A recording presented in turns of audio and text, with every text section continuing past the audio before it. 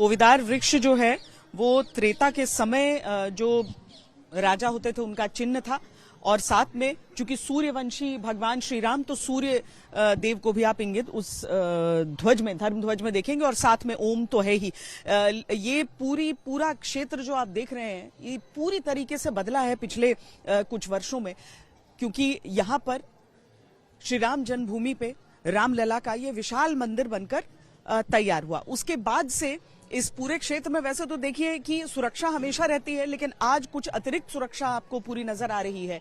ये वो क्षेत्र हो जाता है जहां पर खास करके, चूंकि जब प्रधानमंत्री आते हैं तो यहां पर खास करके विशिष्ट अगर कोई आयोजन यहां पर है तो बहुत बड़ा जमावड़ा पुलिस कर्मियों का, सुरक्षा कर्मियों का, प्रधानमंत्री की सुरक्षा में जो लीन रहते हैं उन सब का।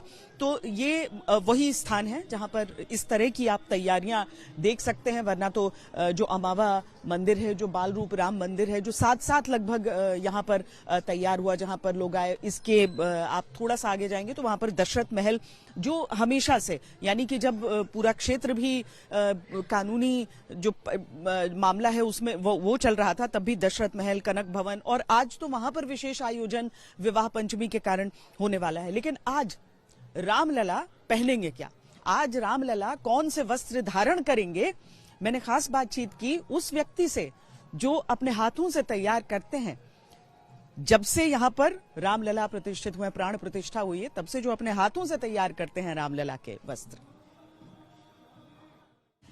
जब से अयोध्या नगरी में अपनी जन्मभूमि पर श्री रामलला विराजमान हुए हैं, अपने इस नए मंदिर में प्राण प्रतिष्ठा उनकी हुई है, तब से प्रतिदिन रामलला का पोशाक यहां पर आता है।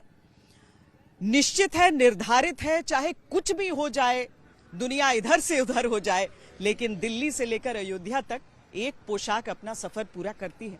और उसके पीछे का जो चेहरा है वो मनीष हमारे साथ इस समय है। मनीष त्रिपाठी लगातार इस काम में लगे हैं, तो इसीलिए हमने पूछा कि विवाह पंचमी के अवसर पर पहले से ही आपने तैयारी की होगी। भले ये न पता था कि उस दिन की ध्वजारोहण उसी दिन होगा, धर्म ध्वज उसी दिन लहराएगा, लेकिन आपकी तैयारी पूरी थी उस समय से, लगभग साल भर से।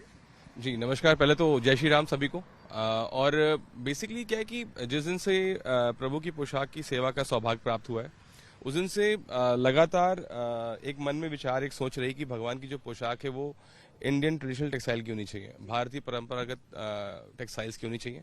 और उस वजह से लगातार देश के विभिन्न हिस्सों से, विभिन्न प्रांतों से वहाँ की जो टेक्सटाइल है, वहाँ का जो क्राफ्ट है, उनको लगातार भगवान के चरणों में अर्पित किया जा रहा है। स्वाभाविक है कि पहले जब भगवान की डिज़ाइन करने का सौभाग्य मिला, उस समय हम लोग वैष्णव चिन्हों का प्रयोग आज भी कर रहे हैं और कर रहे थे। तो हम लोग चयन जब अपने फैब्रिक का कर रहे थे, तो वो फैब्रिक मतलब देखते थे कि उसमें वैष्णव चिन्ह है कि नहीं है, उसमें शंख, चक्र, गदा, मयूर ऐसे मोटिव्स हैं। धीमे धीमे करते करते इस प्रक्रिया में जब हम आगे बढ़े, और इस क्रम में हमने तमाम लोगों से एक तरीके से एक राम भक्तों का, एक अनुयायियों का एक बड़ा एक सपोर्ट सिस्टम बनता चला गया। और उसी क्रम में एक हमारे धर्मावरम के एक वीवर हैं, रामांजनेलु जी नाम है, और उन्होंने एक लूम लगाया, जिसको लूम हमने लगवाया। उस लूम में का उद्देश्य ये भी था कि भगवान के जो वस्त्र हैं उन्हें फिर हम एक शुरुआत करें जहाँ पे वापस से जो वैष्णव चिन्ह है उनको इस्तेमाल करके भगवान के वस्त्रों को बुना जाए। और इस क्रम में कई सारे वस्त्र पहले भी आए और भगवान के चरणों में अर्पित हुए, लेकिन ये एक मौका और खास हो गया कि आज ऐसे बड़े उत्सव के मौके पे आज वापस भगवान पुनः उस वस्त्र को धारण करेंगे। तो जिसकी जो स्पेशलिटी थी शायद आज लोगों को फिर पता लगे।